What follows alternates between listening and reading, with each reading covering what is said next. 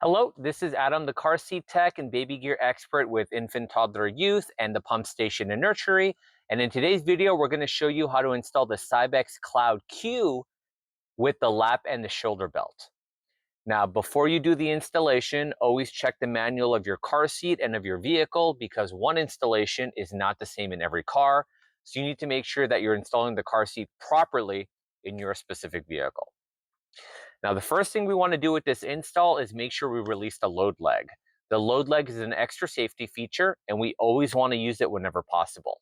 So grab your base, turn it around, and the leg is just stored right underneath here. You're going to pop it out, and we'll adjust this at the very end. The first thing we want to adjust is the leveling device. So on the side of the car seat, there is a leveling device, and depending on the size of the child, the orange ball needs to be in the appropriate bracket. Right now, the orange ball is in the 4 to 22 pound range, which is perfect for a newborn. As soon as the baby's over 22 pounds, the base needs to be adjusted so it's in the 22 to 35 pound range. The orange ball should never be in either of the red spots. So if you do need to adjust the angle of your base, you're going to turn the car seat over. You're going to see an orange tab right here. You're going to squeeze it, and that'll let you adjust the different angle positions on your car seat. So pick the one that's best going to work with the little one. Now that we have our angle set, we're going to open up the lock-off device for the seatbelt. This orange tab right here, right now it's pointed at the lock position. We're going to turn it down to unlock, and it's going to open. We now have to grab our seatbelt and we're going to feed it through the base. And the key here is you want to follow the blue. So the lap and shoulder belt are going to go over the blue tab. They're going to go under the blue bar, under the lock-off device, under the blue bar on the other side, and then over the blue tab again. So we're going to be weaving through the base. So we're going to grab our seatbelt. We're going to pull it out. We're going to make sure the seatbelts are flat together. And we're going to follow that blue path.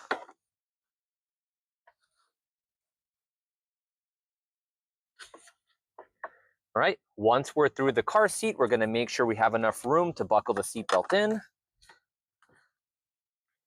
We're going to click. There we go. Now, the key to this installation is to make sure that the seatbelt is not very tight. If you tighten it too much, it's going to be near impossible to close the lock-off door.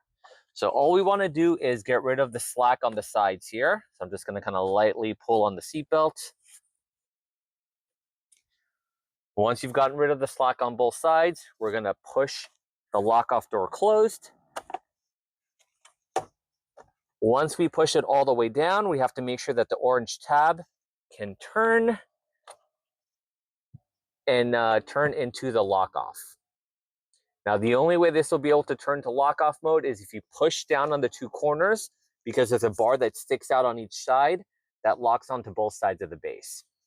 So if you cannot get this closed, you may need to loosen the seatbelt up a little bit. So I'm going to push it down on both sides.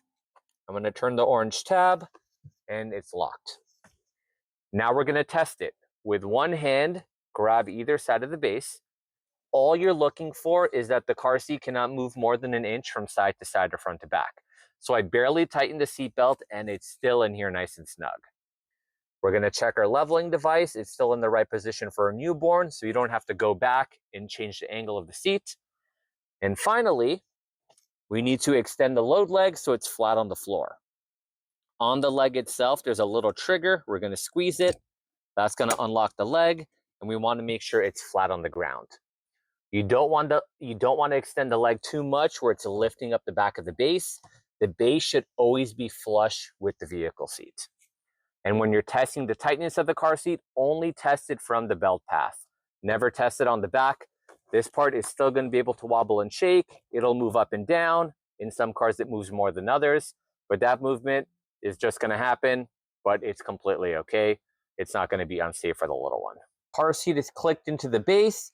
You need to extend the linear side impact protection bar. There's one on each side of the car seat, but the only one that needs to be open is the one closest to the door.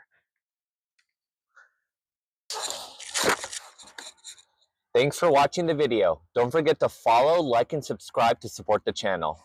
We'll see you next time.